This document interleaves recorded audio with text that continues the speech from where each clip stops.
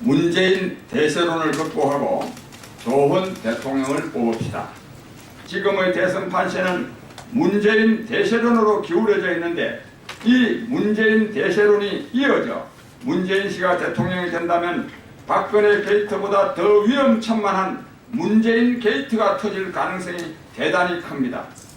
박근혜 게이트의 주된 원인이 친박 패권주의를 혁파하지 못한 데 있을진데 문재인 씨가 대통령이 된다면 친문 패권주의가 국정을 농단할 것이니 말입니다.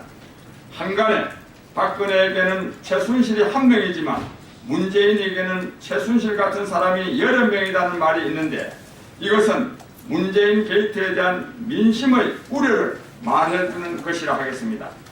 더욱이 문재인 씨가 대통령이 된다면 공론 분열이 극단에까지 치달아 정상적 국정 운영이 불가능할 것이니 이러고서야 어떻게 나라가 온전할 수 있겠습니까? 그래서 문재인 씨는 결단코 대통령이 되어서는 안 됩니다. 문재인 씨는 대통령이 되지 말아야 하는 것은 물론 대통령 후보도 되지 말아야 하고 정부에서 퇴출되어야 마땅합니다. 문재인 씨의 정치 경력으로 보더라도 그러하고 그의 품성으로 보더라도 그러합니다. 이를 좀 더 구체적으로 말씀드림으로써 문재인 대세론이 왜 허구이며 문재인 불가론이 왜 정당한지를 말씀드리고자 합니다. 먼저 문재인 씨의 정치 경력을 보고자 합니다. 문재인 씨의 정치 경력은 다음 4가지입니다. 노무현 정권의 왕실세이자 민정수석 비서관이었고 국회의원을 4년 한 것과 더불어민주당 당대표를 지낸 것입니다.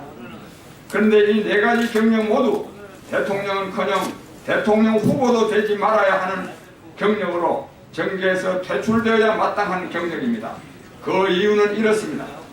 우선 노무현 정권은 실패한 정권입니다.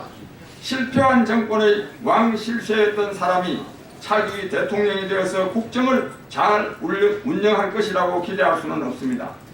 그런데 이들은 노무현 정권이 끝난 후 패족을 자처하며 정계를 떠났던 사람들인데 노무현 대통령 자살에 대한 국민적 동정심에 기대어 정계에 복귀한 사람들입니다. 이런 사람이 대통령 후보가 되고 대통령이 된다는 것은 말이 안 됩니다. 어떤 이유로 자살했건 전직 대통령의 자살은 안타깝기는 하나 옳지 못한 일인데 그 옳지 못한 일에 기대어 정치적으로 부활하는 것은 속아 웃을 일로 이것이 용납되어서는 안 됩니다. 이 점과 관련해서 국민 여러분께서도 깊은 성찰이 있기를 바랍니다.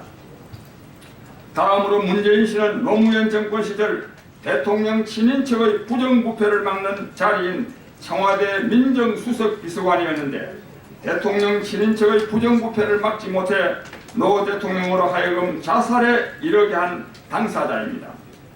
박근혜 최순실 게이트가 무엇입니까?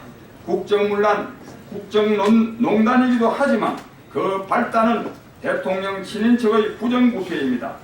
대통령 친인척의 부정부패로 나라가 망할 수도 있는 지금 대통령 친인척의 부정부패를 막지 못해 전직 대통령으로 하여금 자살에까지 이르게 한 사람을 대통령으로 뽑는다면 이것은 박근혜 최순실 게이트에서 아무런 교훈도 얻지 못하는 부끄러운 일입니다.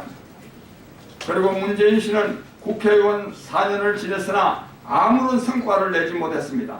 오히려 대통령 후보가 되고서도 국회의원직을 그대로 유지함으로써 그가 얼마나 용렬한 사람인가를 보여주었을 뿐입니다.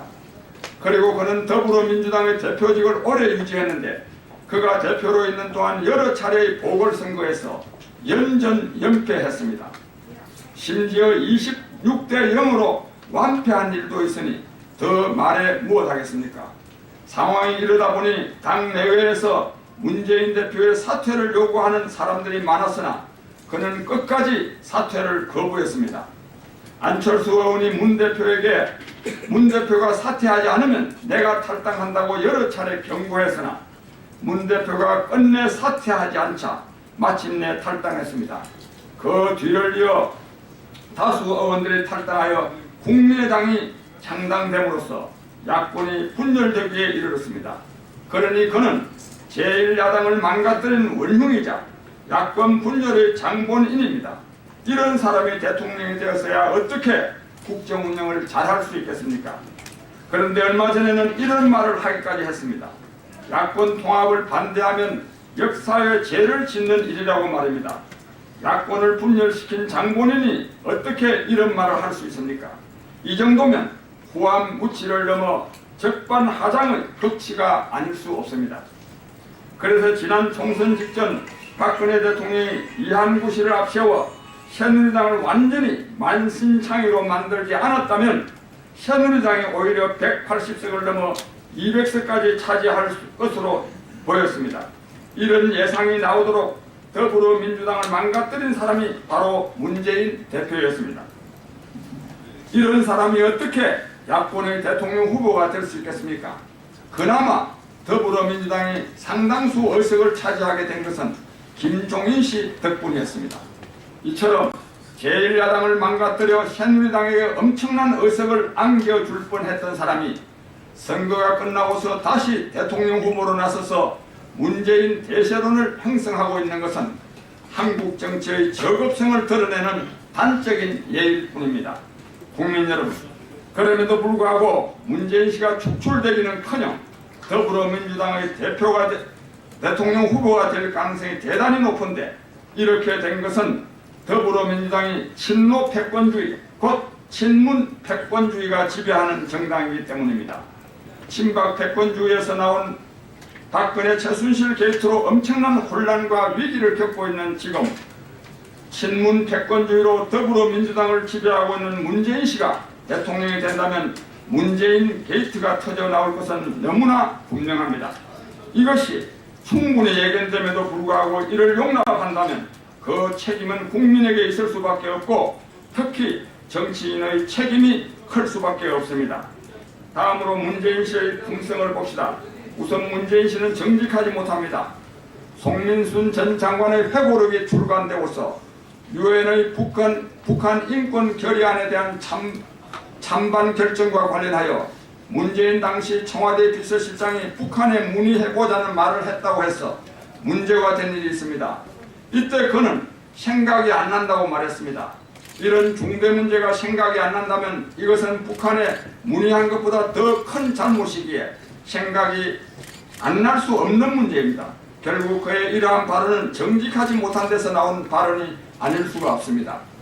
그가 정직하지 못한 것은 도처에서 드러나고 있는데, 박근혜 게이트 국면에서 일관성 없는 발언으로 여론의 문매를 맞은 것도 결국 정치 철학이 없기 때문이기도 하지만 정직하지 못한 때문으로 보아 마땅합니다.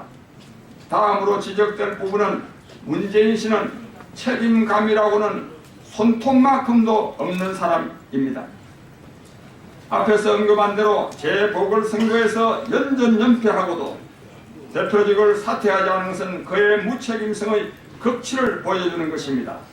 그리고 지난 총선에서 그는 호남의 지지를 받지 못하면 대통령 후보로 나서지 않는 것은 물론 정계에서 은퇴하겠다고 말했으나 호남에서 참패를 넘어 완패했지만 전혀 이 말을 지키지 않았습니다. 그런데 이에 대한 변명은 더 걸작입니다. 그런 발언을 한 것은 선거 때라 선거 전략상 그런 발언을 했을 뿐이라고 변명했습니다. 이처럼 문재인 씨는 그의 정치 경력상으로 보거나 그의 성품으로 보아 대통령 후보는커녕 정계에서 축출되어야 마땅한 사람인데도 문재인 대세론이 팽배해 있으니 또 다른 차원에서 이게 나라냐라는 말이 나오지 않을 수 없는 상황입니다. 그런데 더 가관인 것은 문재인 씨가 스스로 털어도 먼지가 안 나는 사람이라고 주장하는가 하면 이미 검증이 끝난 사람이라고 주장하고 있다는 사실입니다. 그가 과연 이런 말을 할 자격이 있습니까? 오히려 뻔뻔스러움과 무책임의 극치를 보여주는 것이 아닙니까? 실패한 정권의 왕실세, 권력형 부정부패를 막지 못한 사람, 야권 분열로 정권 개최가 불가능하도록 할 뻔한 사람, 그리고 무엇보다 정직하지도 책임감도 없는 사람, 아니 무책임과 뻔뻔스러움의 극치인 사람, 이런 사람이 문재인 대세론을 형성하도록 내버려 두어서는 안 됩니다. 그에 대한 어떠한 지지도 있어서는 안 됩니다.